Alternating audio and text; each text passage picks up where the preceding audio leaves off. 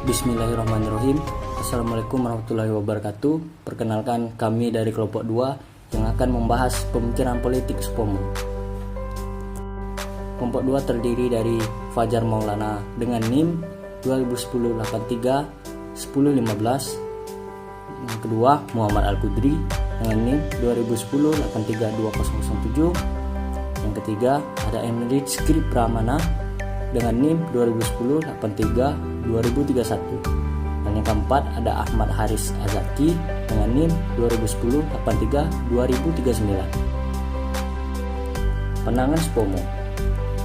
Pandangan negara integralistik disampaikan oleh SPOMO dalam sidang Dokuritsu Junbi Chosakai atau sidang PPKI pada tanggal 31 Mei tahun 1945.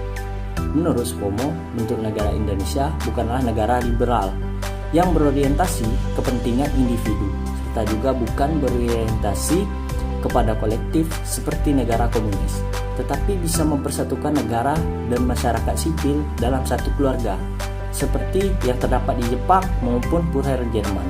Meskipun pandangan tersebut sebenarnya sangat sulit diadakan. Bentuk negara integralistik.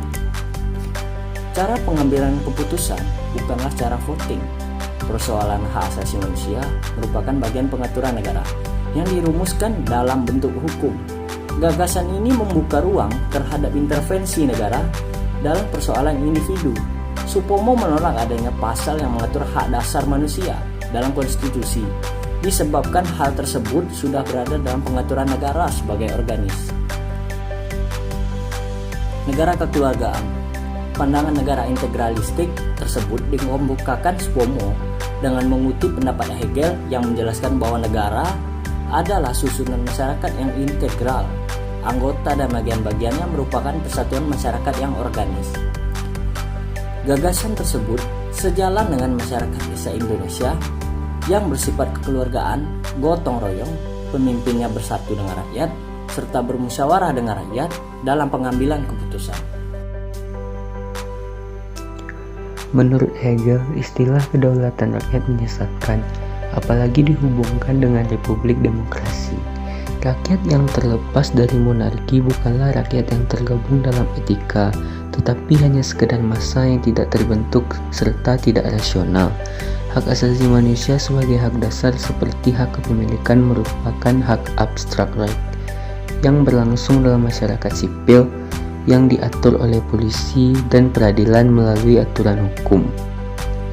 Peranan korporasi atau keluarga. Keluarga atau korporasi merupakan akar etikal negara dalam masyarakat sipil. Keluarga merupakan instansi tujuan partikular terangkat menjadi tujuan universal, meskipun belum sesuai dengan universal. Diperlukan polisi untuk menjaga kewenangan umum dan kepentingan partikular atau sepihak. Peranan polisi adalah faktor eksternal media penghubung antara yang diawasi dengan yang mengawasi. Tetapi pola pengawasan ini mencerminkan hubungan tersebut belum melebur dalam bentuk tujuan universal. Ide universal dengan partikular. Masyarakat muncul dari kehendak partikular untuk memenuhi kebutuhan subjektif masing-masing. Sistem ketergantungan kebutuhan subjektif ini merupakan hasil dari kehendak universal. Peranan ide universal adalah mengawasi agar partikular tidak bergerak ke semua arah serta merusak dirinya.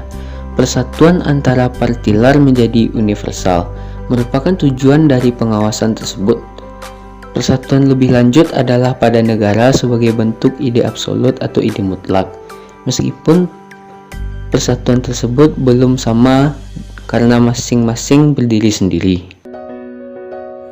Kontrak dalam masyarakat sipil. Sukma atau gaze adalah penyatuan dari dua hal yang bertentangan pada fase yang paling langsung terlihat dalam hubungan perkawinan pria dengan wanita. Perkawinan bukanlah kontrak yang mengorbankan hak individu, sedangkan kontrak adalah mempertukarkan hak, bukan mengorbankan hak. Fokus kontrak adalah hak. Hubungan etika perkawinan lebih menekankan kewajiban daripada hak. Masyarakat sipil adalah perangkat hubungan kontrak, bukan lagi pada keluarga atau negara. Keluarga atau negara memiliki makna kebebasan, bukan pembatasan. Konsep masyarakat sipil. Ada 3 konsep masyarakat sipil, yaitu sistem kebutuhan.